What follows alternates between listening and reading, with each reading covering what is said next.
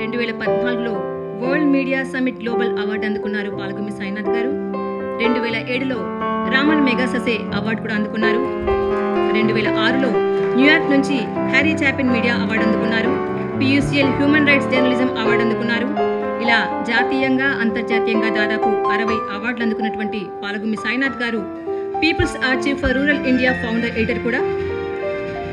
హిందూ పత్రికకు 2014 వరకు rural affairs ఎడిటర్గా కూడా పనిచేశారు పాల్గొమి సాయినాథ్ గారు. Thank you very much. I'm honored to be giving this memorial lecture for Arun Sagar. I was asked by the organizers to say something about the state of media and journalism. I think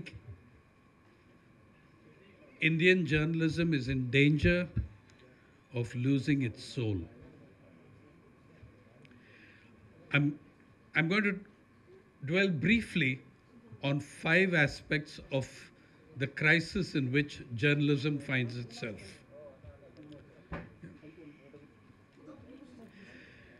The nature of that crisis has at least 5 aspects to it. I'll try covering maybe 3 or 5 if I can.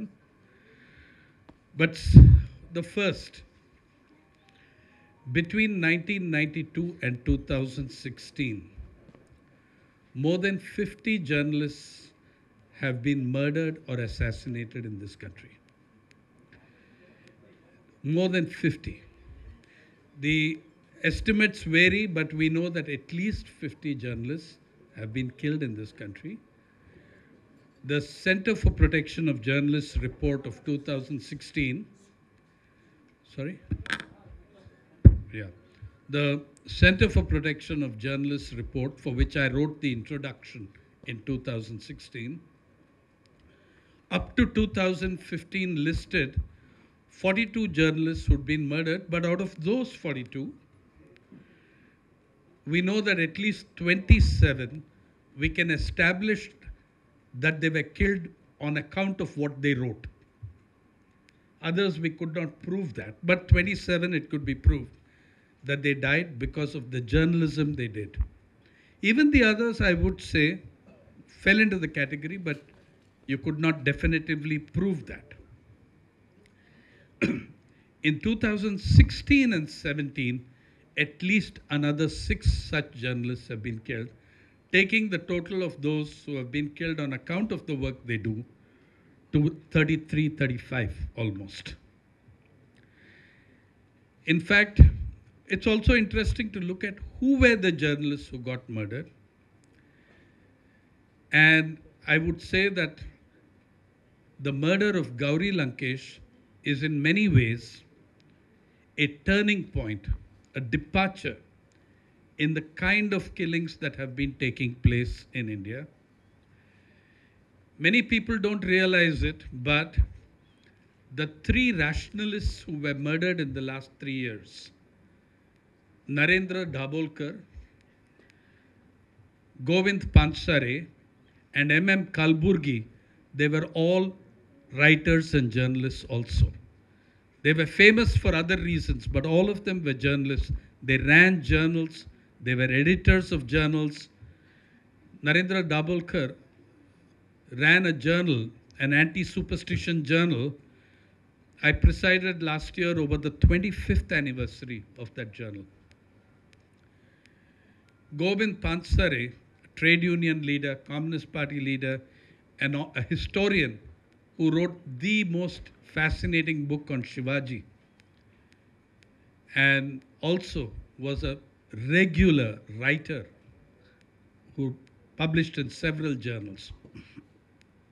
So was Professor Kalburgi. But the killings of the last 2 years are in some respects qualitatively different. A different trend has emerged, a very different trend. It's very interesting that if you look at the first 30 journalists who were killed, there is not a single name from a major media house. Zero. There is not a single name from English language media. All the journalists who have been killed overwhelmingly are from Indian language, rural, regional language newspapers, mainly print and one or two television, like Akshay Singh of Doordarshan, who was murdered in Srinagar. The interesting thing about the character of the journalists who were killed, if you look at who was it, they were mostly very vulnerable, younger, small journalists working for small publications, and almost all of them were covering corruption. Most of those, the first 25 who were murdered covering corruption. They exposed somebody, they exposed a mafia, they exposed a political leader. These were the reasons they died. This begins to change in 2014-15, it begins to change. When the killings become ideological. It's no longer just a matter of corruption. The murders become clearly ideological.